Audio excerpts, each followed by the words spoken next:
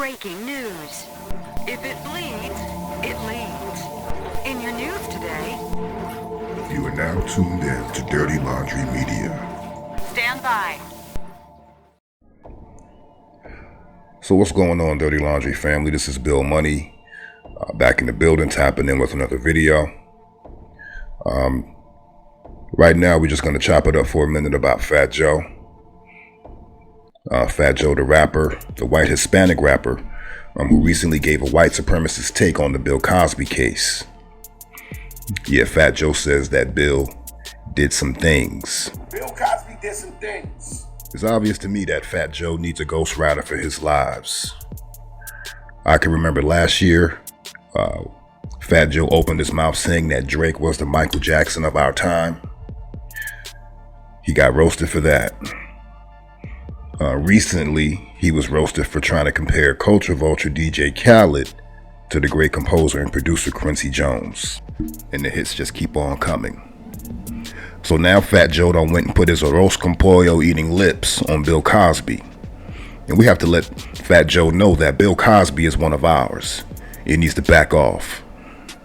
Fat Joe shows his ignorance of black history and culture, which is littered with examples of black men being falsely accused of rape or making sexual advances towards white women. Emmett Till comes to mind. Throughout black history, there have been an innumerable amount of individual lives, families, and entire communities destroyed based on false allegations of rape. And Fat Joe himself was accused of violating a woman in 2010. There was an article which detailed rapper Fat Joe and others in his entourage when they were briefly detained and questioned in Madison, Wisconsin, after a woman reported an alleged violation. I believe the complaint was one of inappropriate touching after Fat Joe, whose real name is Joseph Cartagena, performed at the Orpheum Theater. Again, this was back in 2010. So Fat Joe knows firsthand how easy it is to get accused of inappropriate behavior. Now this case ultimately went away, but Fat Joe knows what time it is. Now why did Fat Joe choose Bill Cosby as a target? His talking points mirror those in the mainstream media who have spun the narrative which makes Bill Cosby guilty of the many accusations which have been leveled against him, although there is no evidence supporting any of them. The initial prosecutor in the Andrea Constant case admitted that he did not see a viable criminal case against Bill Cosby, that Andrea Constant was not a credible witness, and that she changed her story multiple times.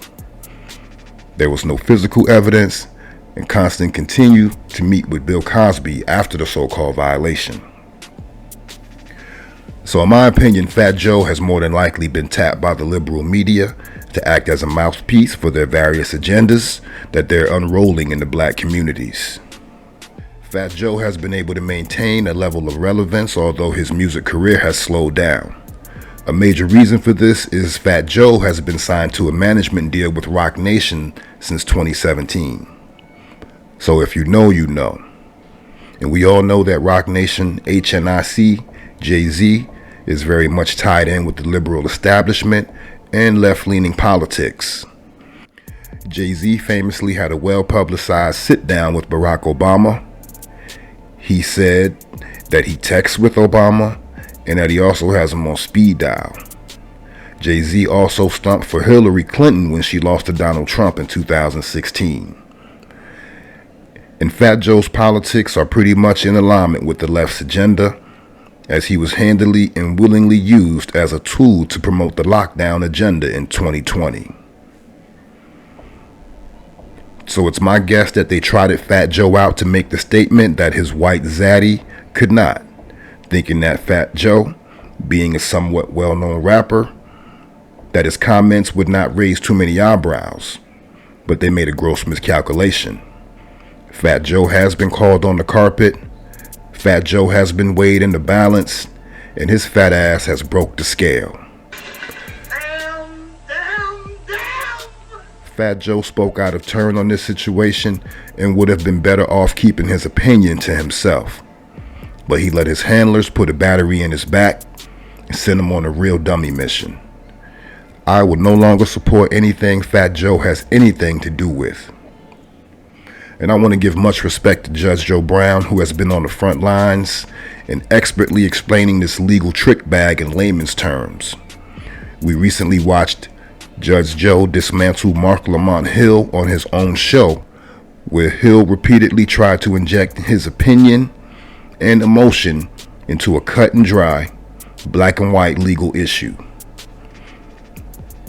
What it is the Supreme Court vacated the verdict, which restores Bill Cosby's presumption of innocence, and that's the bottom line.